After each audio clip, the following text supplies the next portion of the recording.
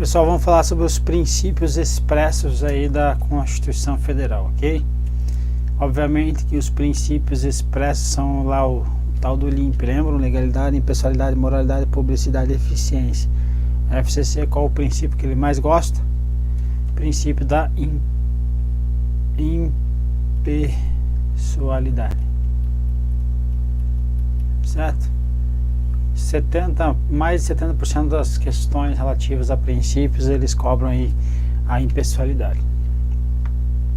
Então vamos ver. Em importante julgamento proferido pelo STF, foi considerada inconstitucional a lei que destinava verbas públicas para custeio de eventual evento cultural tipicamente privado. Então, evento cultural tipicamente privado, sem amparo jurídico administrativo. Assim, entendeu a Corte Suprema tratar-se de favorecimento a segmento social determinado, incompatível com o interesse público. Então, quando eu estou favorecendo alguém em detrimento ao interesse público, eu estou ferindo um princípio. Qual princípio que eu estou ferindo nesse caso aqui? Estou ferindo o princípio da impessoalidade. Por quê? Porque no caso aí, a lei, ela deve favorecer, ok? Deve favorecer o interesse público e não um segmento social determinado, perfeito? Então, quando trouxer discriminações, eu estou ferindo o princípio do interesse público ou então o princípio da impessoalidade aí, tá? Então veja, incompatível com o interesse público e com os princípios que norteiam a administração pública. Especificamente, então, com o princípio qual? Que está dizendo especificamente ele é incompatível com qual princípio? Princípio da impessoalidade, ok?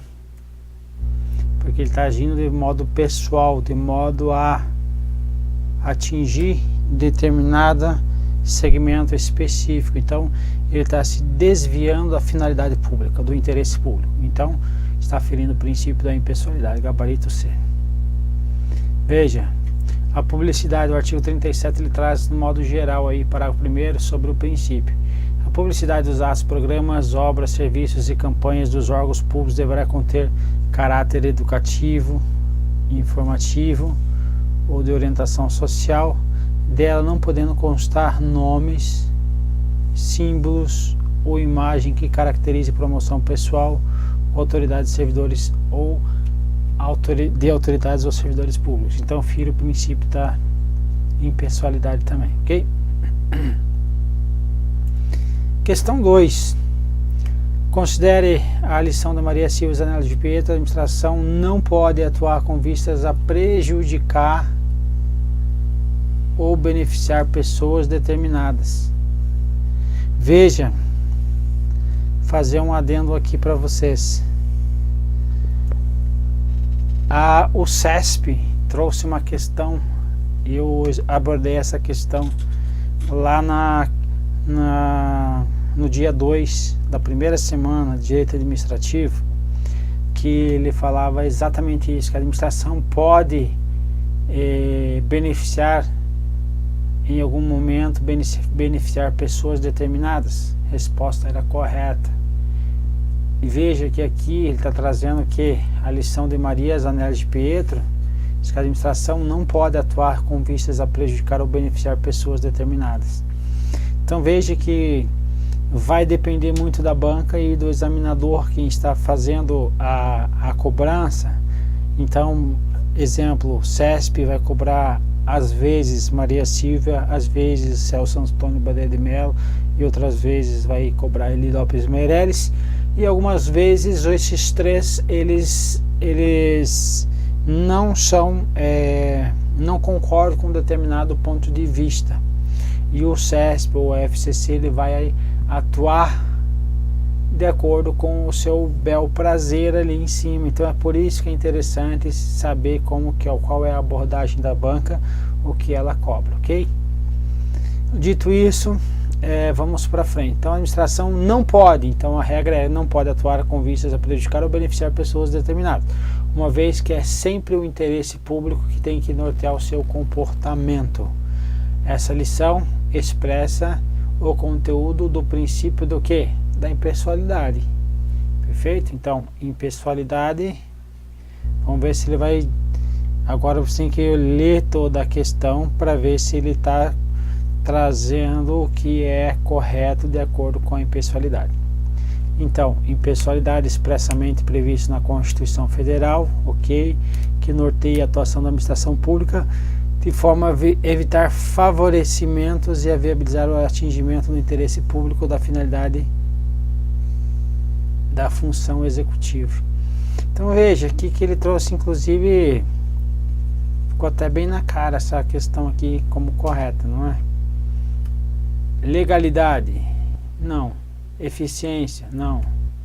Supremacia do interesse público, não. E publicidade, não. Então, ok. Questão 3. O STF, ao julgar a ação direta de inconstitucionalidade, concedeu medida cautelar para suspender a eficácia de lei estadual de incentivo a pilotos. Então, lei estadual de incentivo a pilotos automobilistas, sob o fundamento de que a citada lei singulariza tal modo aos beneficiários que apenas uma única pessoa se beneficiaria. Novamente, ele está infringindo qual o princípio? Da impessoalidade. Com mais de 75% dos valores destinados ao programa de incentivo fiscal, o que afronta, em tese, um dos princípios básicos da administração pública, que trata o princípio da impessoalidade. Questão 4.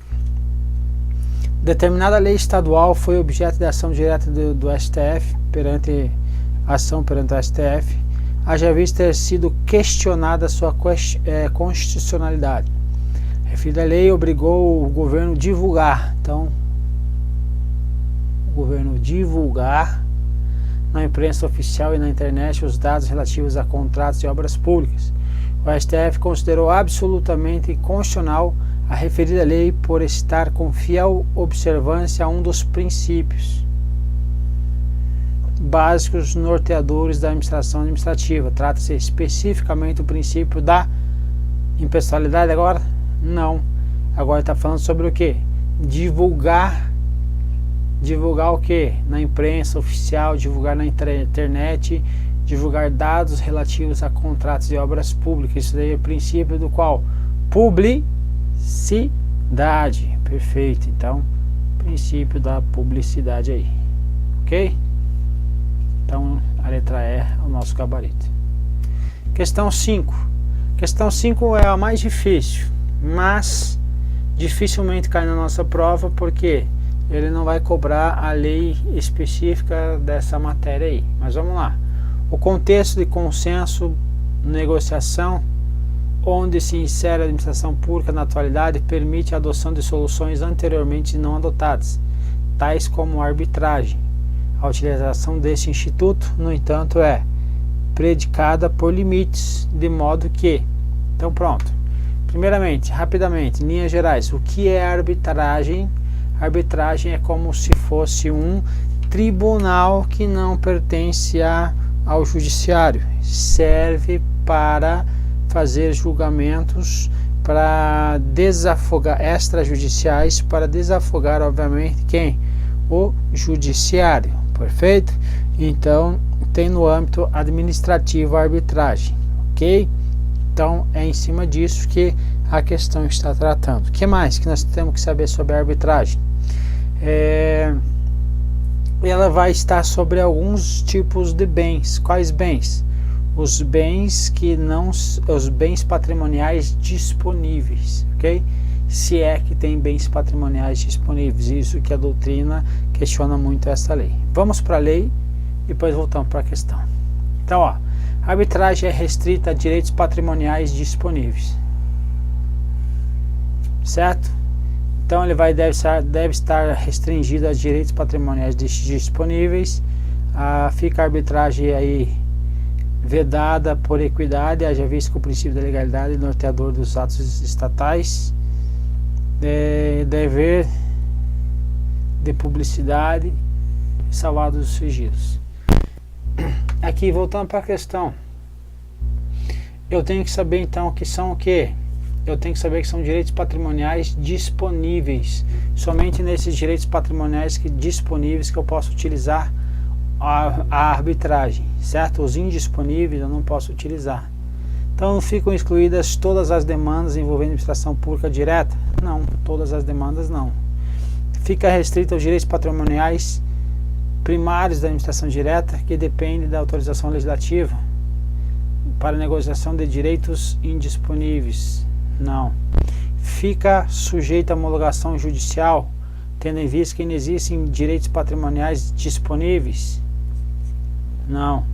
Depende da autorização judicial para a instauração do procedimento, prescindindo de homologação. Não precisa de homologação judicial após sentença arbitral. Então depende da autorização judicial. Se dependesse da autorização judicial, não teria sentido ter a arbitragem, certo? Justamente a arbitragem é para desafogar o judiciário. Fica restrito aos direitos patrimoniais disponíveis, ok? Universo onde se inserem as demandas que versem, por exemplo, sobre reequilíbrio econômico-financeiro do contrato, desde que não pretendam inovação dos atos negociais do contrato, ok? Ok, então aqui a arbitragem, em linhas gerais, nos contratos de reequilíbrio econômico-financeiro, eu posso utilizar essa arbitragem. Normalmente ela é feita de, vamos dizer assim, como é que eu posso dizer para vocês? De uma forma um tanto quanto velada, mas ela existe na administração pública. Esse reequilíbrio econômico-financeiro é quando eu tenho um contrato. Esse contrato, quando eu vou prorrogar, ou por algum momento eu vou fazer uma pesquisa mercadológica dos preços que estão sendo praticados nesse contrato, eu constato que esse contrato está abaixo do valor do mercado ou acima do valor do mercado. Então eu tenho que reequilibrar ele, trazer novos valores para o contrato, sem que isso aí seja uma inovação nos aspectos negociais do contrato, ok? Então a nossa questão aí tem por gabarito a alternativa E. Questão 6. O princípio que traduz a ideia de que a administração tem que tratar a todos os administradores sem discriminações, então sem discriminações benéficas ou peculiares, denomina-se o princípio da... Onde é que está ele? Impessoalidade. Será que o FCC gosta dele ou não? 7. Impessoalidade também. Determinado ente federado encaminhou o anteprojeto de lei ao Poder Legislativo para a edição de uma lei autorizativa para a alienação onerosa de bens imóveis. A alienação onerosa de bens imóveis está lá onde? No artigo... Qual artigo? Artigo 17 da Lei 8666/93. Certo? Aqui vai ter o que? Uma licitação. Qual modalidade? Modalidade qual? Concorrência. Vandeiro, por que não é tomada de preço? Porque a lei não prevê essa. Tá, e por que não é leilão? Porque ele está falando sobre uma edição de uma lei que é autorizativa, então ele não está falando lá do artigo 17, que é os casos de imóveis derivados ou de procedimentos judiciais ou de dação em pagamento, que nesses dois casos pode ter o leilão, certo? Então nesse caso, quando eu preciso de autorização legislativa, eu caio lá no 17, quando é uma modalidade de concorrência, ok? Agora, se eu fosse vender, certo, ou alienar para outra ente federado, eu tinha o caso de dispensar, perfeito? Mas vamos continuar.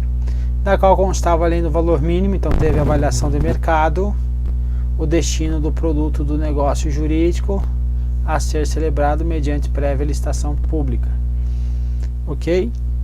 A conduta da administração pública é a expressão do princípio da moralidade. Não, vai ser o da legalidade. Então, está de acordo com a lei aqui, ok? Mas vamos ver.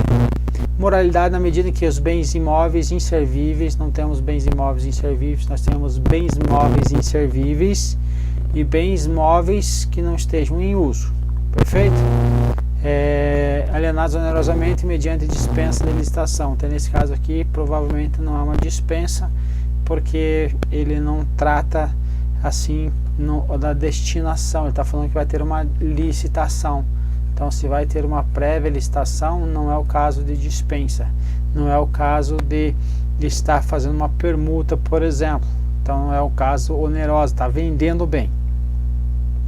Legalidade.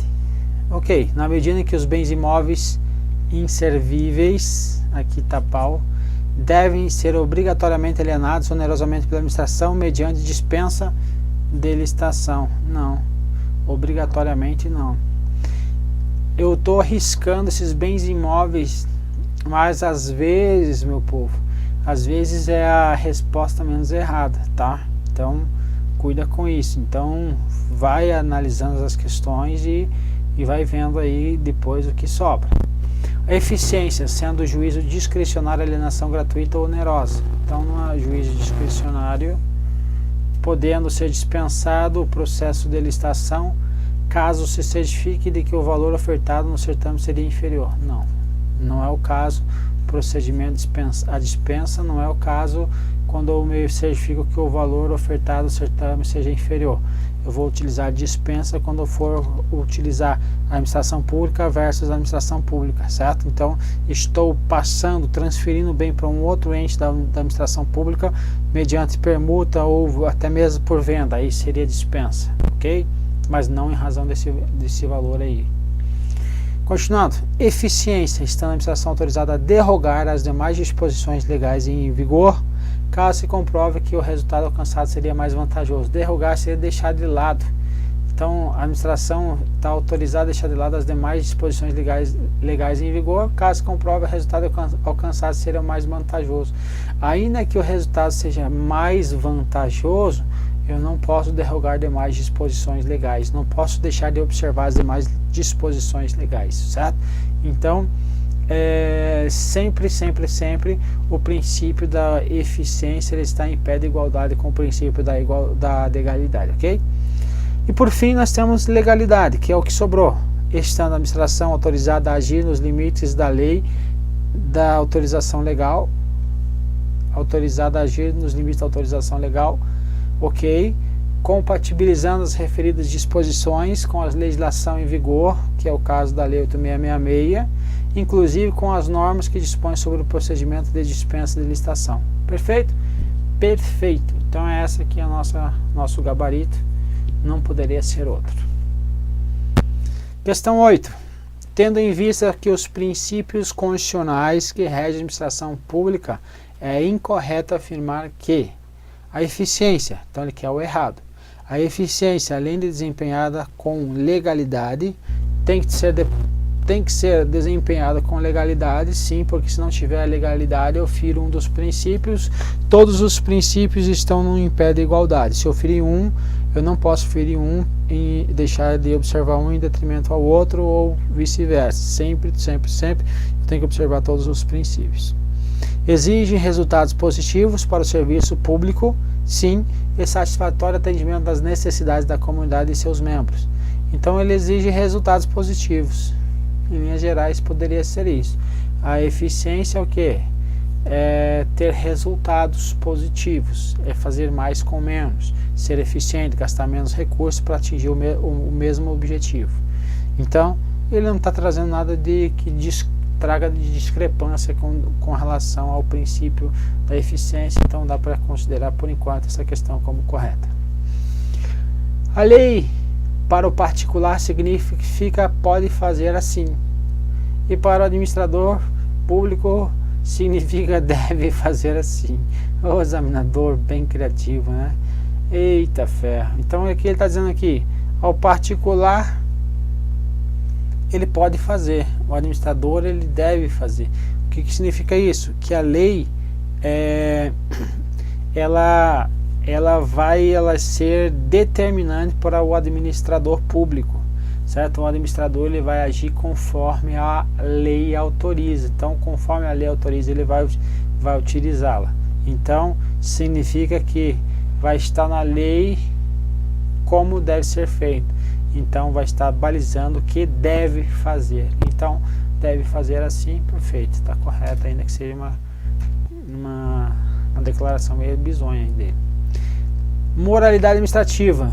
Então, moralidade administrativa é o conjunto de regras que, para disciplinar o exercício do poder discricionário da administração, o superior hierárquico impõe aos seus subordinados. Veja que ele falou, não disse nada, ficou muito genérico, e eu poderia colocar aqui inclusive outro princípio que ia continuar sendo a mesma coisa, parecendo aqueles horóscopos, né? Áries é tal, signo Escorpião é tal, Peixes é troca o signo, fica tudo a mesma coisa. Então aqui tá parecido. Moralidade, então a moralidade administrativa é um conjunto de regras, sim. Publicidade é um conjunto de regras, sim. Impessoalidade é um conjunto de regras para disciplinar o exercício do poder discricionário, sim. Perfeito, por enquanto não posso dizer que está incorreto, certo? Mas aqui eu vou deixar um asterisco aqui para a gente talvez voltar. Publicidade não é elemento formativo do ato. Quais são os elementos formativos do ato mesmo? Confi for mob, competência, finalidade, forma, motivo, objeto. É um requisito de eficácia e moralidade do ato. Perfeito? Perfeito. Então, publicidade é requisito de eficácia e moralidade do ato. Por fim, impessoalidade permite ao administrador público buscar objetivos ainda que sem finalidade pública e no interesse de terceiros. Aí ele bagunçou. Aí não tem como dizer que a impessoalidade não permite, ela não permite isso. Não permite ao administrador buscar objetivos sem a finalidade pública e sem o interesse público, ou seja, buscando o interesse de terceiros. Então, essa questão aqui não tem como estar correta. Então, é o nosso gabarito. Questão 9. Pode-se, sem pretender esgotar o conceito, definir o princípio da eficiência. O que é o princípio da eficiência, meu povo? O princípio da eficiência é eu fazer mais com menos, certo? Então, eu gastar menos meu recurso para atingir o mesmo objetivo. O meu recurso pode ser financeiro, pode ser tempo, pode ser o capital humano, pode ser qualquer coisa, qualquer recurso, ok? Então,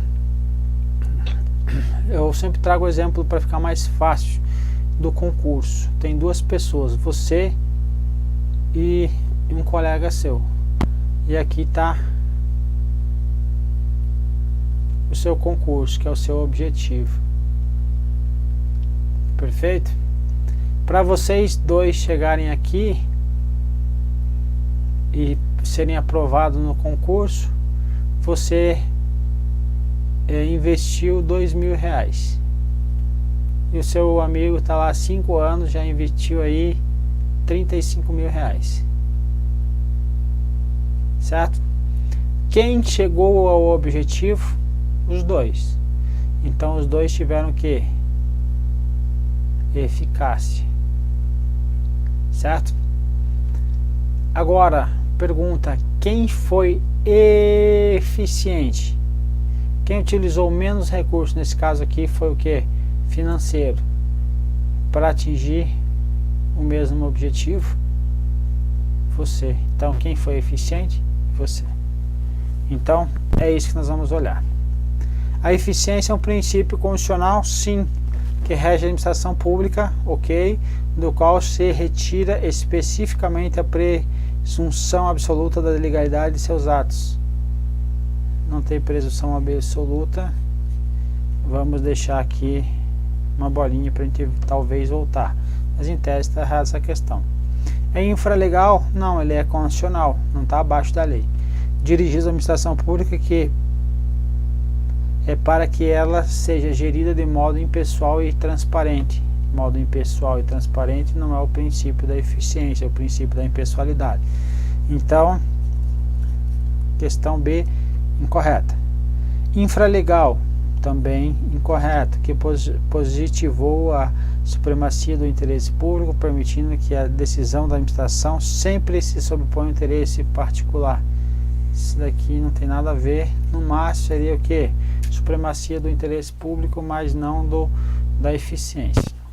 Letra D, constitucional, é um princípio constitucional? Sim, que se presta a exigir a atuação da administração pública condizente com a moralidade. Então esse aqui é o princípio da moralidade, não o princípio da eficiência. E por fim, constitucional, sim, dirigir a administração pública para que seja organizada e dirigida de modo a alcançar melhores resultados. Perfeito. No desempenho de suas funções. Melhores resultados estão alinhados com o princípio da eficiência, então a letra E, sim, é o nosso gabarito.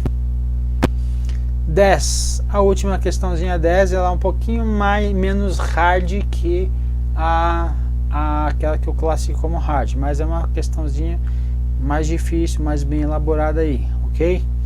Vamos ver, o reconhecimento da validade de ato praticado por funcionário irregularmente investido em cargo ou função. Então tem um ato que foi praticado por um funcionário que foi o que? Irregularmente investido no cargo ou função, sob o fundamento que o ato pertence ao órgão e não ao agente, decorre do princípio da... Vamos ver. Se você não acha o princípio de pronto, você vai por exclusão também. É uma outra estratégia para você resolver a questão. Princípio da especialidade. Princípio da especialidade é quando a administração pública direta, ela cria a administração pública indireta, certo? Com a especialização de algumas áreas. Por exemplo, agência reguladora, Anvisa, quando ela está tratando do que? Qual a especialidade dela?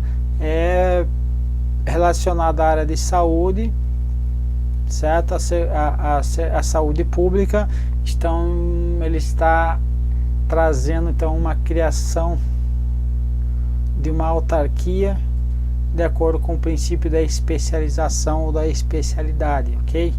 Então, para cada área vai ter o que? Uma criação de uma administração indireta para atuar de forma específica, de forma que ela atue com a especialidade almejada pela qual foi ela criada, entendeu? Para a qual ela foi criada, aliás. Então, esse aqui seria esse princípio, perfeito? Então, o princípio da especialidade, então eu vou criar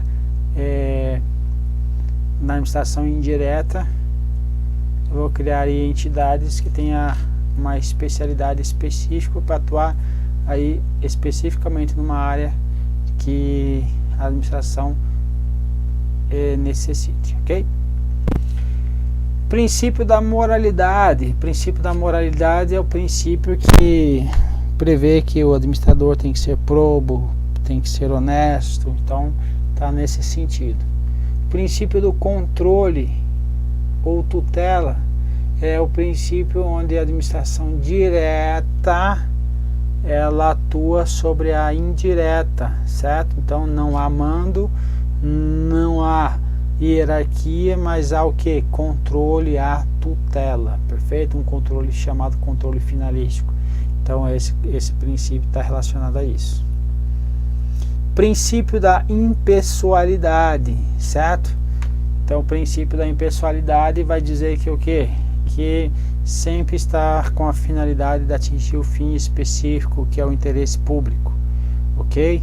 Então, nesse caso aí, por enquanto, é o que mais se adequa à questão. E da hierarquia? A hierarquia não tem a ver com o que?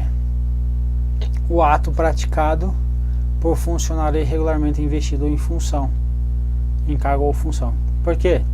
A hierarquia não está manifesta quando um ato praticado por um funcionário investido irregular e não traz aí não traz maiores detalhes. Então pode ser normalmente quando ele trata desses atos, ele trata de uma certidão que foi expedida por um funcionário irregularmente investido, então não tem presente a hierarquia. Então, por exclusão, nós talvez chegaríamos aí a impessoalidade, ok? Mas vamos ver o que Maria Silva Zanella de Pietro fala.